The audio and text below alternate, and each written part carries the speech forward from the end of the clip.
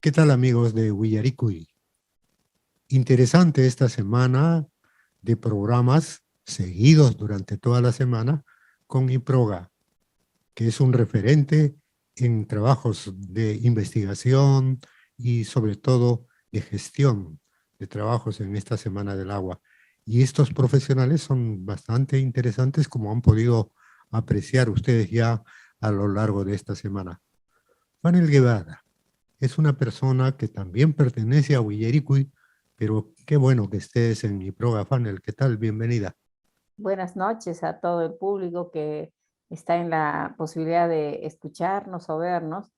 Sí, el Instituto de Promoción para la Gestión del Agua es una entidad que tiene muchos asociados que son profesionales especializados en temas de agua. Hay sociólogos, ingenieros, abogados, ingenieros de distintas especialidades, civiles, agrícolas, agrónomos, geólogos, ¿no? Bueno, es una variedad de profesionales que se preocupan por el tema del agua, por la gestión del agua en el país. Es una semana propicia, porque el agua va a ser el tema de este milenio, ¿no? Por todas las cosas que están ocurriendo con el planeta.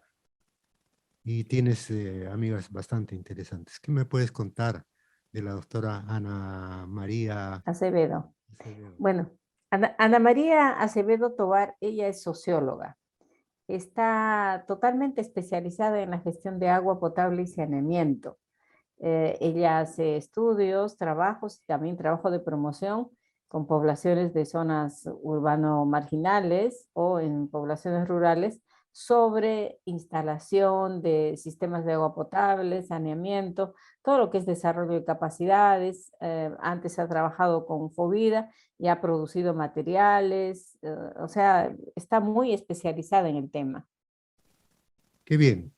Ya la tenemos en línea, así es que dale tu saludo y preséntala. Bien, buenas noches. Yo quiero presentar a Ana María Acevedo Tovar. Ella es una gran especialista en agua y saneamiento y nos va a ilustrar con todo lo que conoce, todo lo que sabe y la experiencia que tiene en el tema. Ustedes la van a escuchar y van a ver y comprobar todo lo que ella conoce y sabe. Es un gusto de parte de IPROGA presentarla y de parte de Willaricuy también.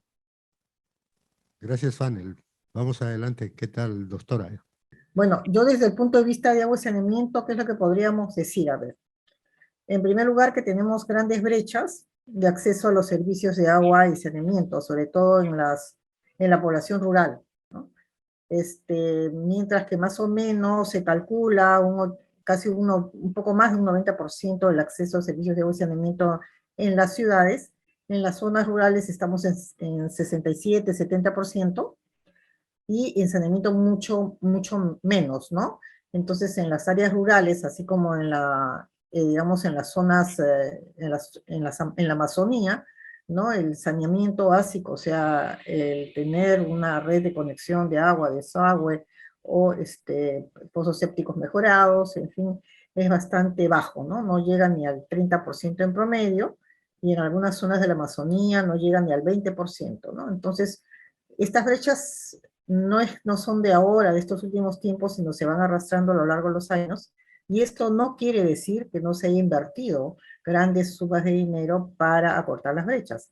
Sí ha habido una inversión, pero sin embargo, digamos, tenemos todavía tenemos estos déficits tan grandes, ¿no? Que deben ser asumidos tanto por el Programa Nacional de Saneamiento Rural del Ministerio de Vivienda como por supuesto, también por el presupuesto de la República, ¿no?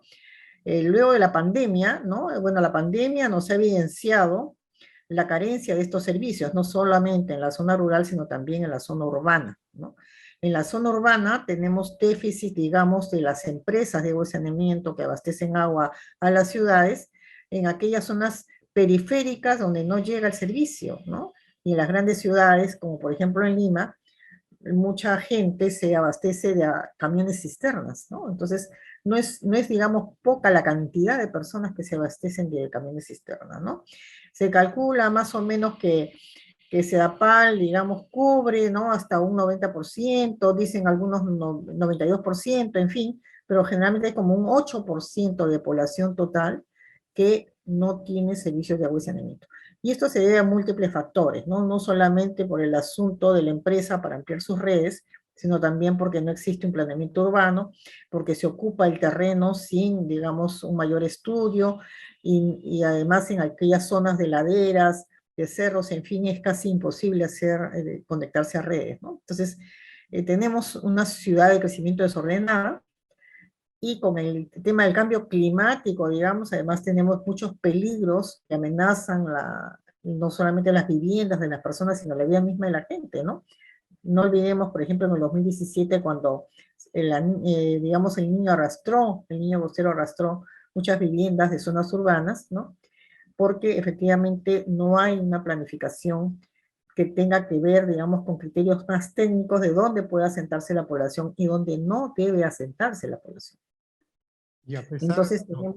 a pesar de eso, digamos, hay una responsabilidad de municipalidades de poder salvaguardar eso. Entonces, nos parece que tal vez en términos legales sí tenemos muchos esfuerzos, también en términos científicos, porque ustedes lo conocen, pero en la práctica tenemos que cambiar el comportamiento humano y esa es una parte difícil, ¿verdad?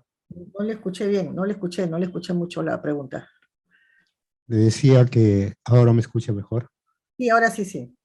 le decía que tal vez tenemos en términos legales o lineamientos buena Ujú, actitud, en claro. términos científicos también, porque ustedes lo conocen y lo saben, pero el comportamiento de la gente es el que es difícil de cambiar, en eso tenemos responsabilidad todos, ¿verdad? Bueno, en parte es cierto, pero también es cierto que en este caso los gobiernos locales, ¿no? Tienen una gerencia, digamos, de obras públicas, de desarrollo urbano, y entonces los gobiernos locales no llegan a ser autoridad, ¿no? O sea, hay mucha cuestión también de, digamos, que los gobiernos locales no tienen capacidad o no quieren tenerla para reordenar, digamos, el asentamiento humano de la población donde debe ser y donde no puede ser. ¿Por qué? Porque hay mucho también de este asunto de elecciones, de tener, digamos, votantes, ¿no? Y la gente se le va encima, así que le dicen, ¿sabes qué? Tienes que salir de acá y irte a otro lado, ¿no? Entonces prefieren no entrar en conflictos ni en problemas, y entonces simplemente no cumplen las normas, ¿se dan cuenta? Entonces, lo que nosotros tenemos es una carencia de autoridad, una carencia de gobernanza de la ciudad, ¿no? Entonces, está, por un lado, digamos, las gerencias competentes de los gobiernos locales, y por otro lado, en el caso del IME, está el Instituto Metropolitano de Planificación. Entonces, eso en el papel está muy bien, pero no se llega a cumplir, ¿no? Entonces, es cierto que la población tiene parte de responsabilidad, pero también es cierto que las autoridades tienen más responsabilidad porque son ellas las llamadas a poner orden en este asunto, ¿no? Pero digamos que ese es un tema complejo, ¿no? Tema complejo, pero si vamos más allá al tema más que nos compete, que es el asunto del Día Mundial del Agua y de las aguas subterráneas, que es que no se ven, pero que son súper necesarias, ¿no? Podríamos decir que Lima, por ejemplo, como ciudad, tiene una escasez de recurso hídrico, ¿no? Porque primero no llueve, ¿no? Tenemos una serie de deficiencias también. Sedapal hace un trabajo, digamos, bueno en el sentido de poder abastecer de agua a la población. Lógicamente tiene este 8% que no abastece, ¿no? Pero el gran problema es que efectivamente, ¿no? De acuerdo a los estudios que realizamos alguna vez en un proyecto Lima Water, con la Universidad de Stuttgart, de Leipzig y de Magdeburgo en Alemania, se hicieron escenarios, ¿no? Para ver cuál iba a ser el futuro del agua en Lima, ¿no? Y una de las cosas complejas es conocer cómo está el acuífero, por ejemplo, cómo están las aguas subterráneas de la ciudad, ¿no? O sea, Sedapal tiene un control aproximadamente de 400 pozos, pero subterráneos, pero no son la totalidad de los pozos que existen en la ciudad, son muchísimos más, ¿no? Porque hay gente que explota el agua desde sus casas, o también, digamos, que no están regulados ni normados a veces, ¿no? Entonces, hay que conocer en qué estado de situación, digamos, está la napa freática en la ciudad, porque, digamos, no siempre se abastece uno del agua superficial, también se tiene que recurrir a los pozos subterráneos, ¿no? Y tenemos, digamos, por cercanía al mar también infiltración, ¿no? de agua marina, pero el gran problema es conocer en qué estado o situación está nuestro acuífero, ¿no? Se supone que se recarga naturalmente, ¿no? Pero por eso es que también las medidas de recuperación de servicios ecosistémicos en las cuencas altas es una medida muy acertada que va a tener, digamos, que alimentar no solamente el agua superficial de la cuenca, sino también la infiltración del agua para poder precisamente recargar el acuífero, ¿no? Y utilizar, por supuesto, otras formas que ya se están viendo, novedosas, por ejemplo, el tratamiento de aguas residuales, ¿no?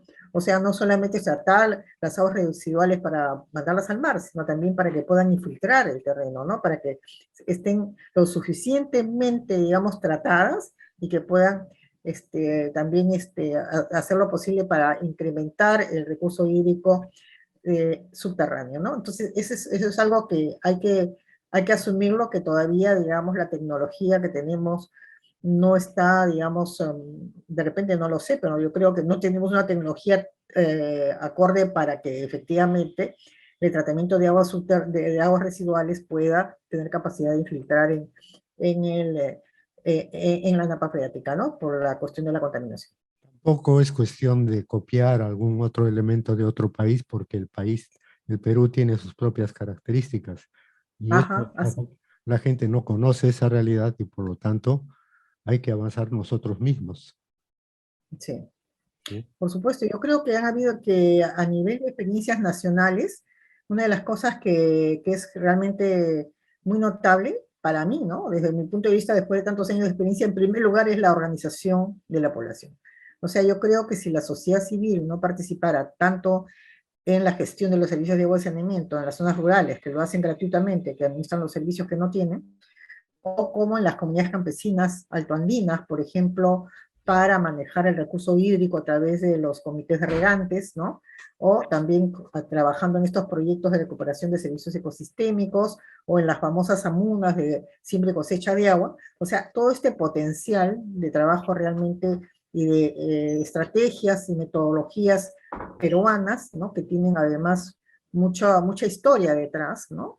Y que son parte de nuestra cultura, ¿no? La organización es parte de nuestra cultura, o sea, tenemos comunidades campesinas que tienen muchísimos siglos, digamos, que trabajan de una manera solidaria, con una visión integral de su territorio, ¿no? Entonces, es importantísimo, interesante, y eso creo yo es una potencialidad bastante fuerte como para poder revertir a veces algunos problemas que nos puede causar tanto el cambio climático como la escasez de agua, ¿no? Luego del hielo, de los glaciares y todo este tema del que tanto se habla con el tema en el contexto del cambio climático, ¿no? Qué mirada tiene usted frente a lo ocurrido post pandemia y a lo que va a ocurrir en el futuro con el cambio climático? Tiene muchas aristas ese tema. Así es. Bueno, efectivamente lo que ha ocurrido post pandemia, en primer lugar, es que lo que nos ha dicho la pandemia es, bueno, miren, ustedes tienen, ¿no? Como país, tenemos que cerrar estas grandes brechas de agua y saneamiento, ¿no? Porque el agua para consumo humano es la prioridad. De acuerdo a la ley de recursos hídricos, es la prioridad, ¿no es cierto? Y en realidad no tenemos servicios suficientes, ¿no? Entonces, no podemos hablar, y eso era lo que todo el mundo decía, no podemos decir lávense las manos si no tenemos agua, ¿no? O sea, así de sencillo, ¿no? Entonces, el agua y la salud van de la mano, ¿no? O sea, no podemos hablar de una población con salud si es que no tiene servicios de agua seguros, de acuerdo a lo que dice UNICEF, ¿no? Seguros, ¿no? Y no tiene tampoco servicios de saneamiento básicos seguros, ¿no? ¿No? Que cumplan las condiciones para que efectivamente se preserve la salud de la población. O sea, podemos tener servicios de salud, aunque no los tenemos tampoco mucho, no los hemos tenido, ¿verdad? Hemos tenido una crisis tremenda en lo que es infraestructura sanitaria, tremenda, terrible, ¿no? Creo que una de las mayores déficits que ha habido en Latinoamérica, ¿no? Y encima no tenemos agua. Entonces, es un tema complejo a resolver. Lógicamente, bueno, en este año yo tengo entendido que el sector de agua y saneamiento ha disminuido el presupuesto, ¿no? Entonces, los retos son mayores. ¿no? Cada vez son mayores porque efectivamente no es que la población disminuya, sino la población crece. Entonces la brecha también se va acrecentando, ¿no? Entonces es importantísimo tener clara la estrategia de cierre de brechas y de brindar servicios de calidad en agua y saneamiento. ¿Por qué? Porque también la calidad del agua es algo que generalmente no se ve, ¿no? O sea, no se prioriza mucho, porque lo que estamos haciendo es decir, bueno, no invertimos para una mayor infraestructura, pero la calidad del agua que consume la población hay que tomarla en cuenta. Yo creo que en los últimos años el PNCDR, el Ministerio de Vivienda ha estado trabajando con una propuesta de mejorar los niveles de cloración de agua en las zonas rurales. Estos servicios autogestionarios de la población rural, que si no los hace no tiene agua y saneamiento, ¿no? Y que generalmente es captación de agua, ya sea de impluvial, ya sea superficial o de pozos subterráneos. Por ejemplo, en la costa peruana, casi todas las comunidades rurales se abastecen de pozos subterráneos, ¿no? A ver, ¿cómo es la realidad? Generalmente es agua entubada, y eso lo sabemos todos, ¿no? Y no llega ni al 3% de estas JAS que se llaman Juntas Administradoras de Servicios de Agua y Saneamiento, que de acuerdo al Ministerio llegan a ser más de 26.000 en todo el país. No estamos hablando de una cifra menor, y que más o menos abastecen a un 30% de la población, o sea, más de 6 millones de población de peruanos se abastecen de las JAS, de estas organizaciones comunitarias de agua y saneamiento. Entonces, es clave que la JAS tenga capacidad a través de los gobiernos locales o con los gobiernos locales de clorar el agua, de tener un servicio no solamente de agua entubada, sino de agua de calidad. Creo que los medios de comunicación y la educación, sobre todo, tienen también gran responsabilidad en esto, ¿no? Por supuesto, sí, la educación es clave y fundamental, ¿no? O sea, por ejemplo, con la pandemia, el lavado de manos, ¿no? Ya esto se trabajó mucho tiempo atrás con el Banco Mundial, una estrategia de lavado de manos, la técnica de lavado de manos, ¿no? Y se ha demostrado con estudios que efectivamente disminuye en gran medida la presencia de enfermedades transmitidas por el agua, ¿no? Entonces, o por otras infecciones, por lo que uno pueda, digamos, contaminarse en el ambiente. Entonces, es importantísima la educación. También es importantísima la educación del cuidado del agua, ¿no? El cuidado del agua, porque también en muchos sistemas, empresas sin sistemas también comunitarios, el agua se desperdicia, ¿no? Porque no están bien hechas las instalaciones, porque tienen una serie de dificultades. Entonces, tener una asistencia técnica, por ejemplo, a través de la municipalidad, que se ha instalado de acuerdo a la norma del ministerio, pero que sin embargo no funciona a veces muy bien en todos los distritos, ¿no? Es importantísimo, ¿no? La asistencia técnica para la operación y mantenimiento de los sistemas, la educación en la nueva cultura del agua, que tiene que ver con cómo racionalizamos el agua, cómo la cuidamos y cómo reusamos el agua también, ¿no? O sea, yo creo que en este sentido también hay empresas privadas que están trabajando en el reuso de agua, ¿no? Y que es importante porque, por ejemplo, en un proceso de producción industrial se tiene que reusar el agua, ¿no? Porque si no se desperdicia. Y la población también tiene que conocer, por ejemplo, cuando hace tratamiento de aguas residuales, cómo se puede utilizar esa agua tratada, ¿no? Y en el caso, por ejemplo, de zonas urbanas, incluso las aguas grises que se utilizan en la cocina, en fin, se pueden reutilizar para regar, digamos, huertos, en fin, ¿no? Entonces es una nueva cultura en la cual se tiene que tener conciencia de que el recurso es limitado, es escaso, que en tiempos de cambio climático vamos a tener dificultades efectivas, digamos, de tener acceso al agua como quisiéramos, ¿no? Entonces, en cantidad, entonces hay que, probablemente, yo pienso que en un futuro se va a tener que racionalizar el uso del agua, pero sobre todo, digamos, el mejor uso, el uso adecuado y el reuso del agua, ¿no? Y eso es algo que va a tener que entrar en la cultura nuestra, en la práctica cotidiana. Menuda tarea que les corresponde a ustedes también en el campo científico, el mejorar todo esto, ¿no? Doctora, Así yo es. le agradezco mucho la gentileza, pero quiero darle un par de minutos más para que, cerrando los ojos al presente, pensando en el futuro, pueda darle un mensaje a la gente en este Día Internacional del Agua.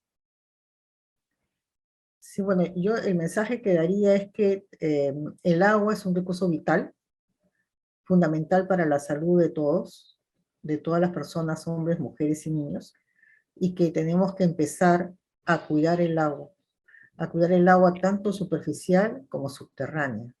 Tenemos que trabajar mucho más intensamente en la educación, por ejemplo, de la no contaminación de los cuerpos de agua. Por ejemplo, no tirar basura a los ríos, ¿no es cierto? Que eso sucede. Las empresas tienen que también racionalizarse, digamos, en el sentido de que no podemos tener pasivos ambientales en los cuerpos de agua, ¿no? Porque eso contamina los acuíferos. Tenemos poca agua, tenemos que tener conciencia de que nuestro país es uno de los países que más va a estar afectado y está siendo afectado por el cambio climático.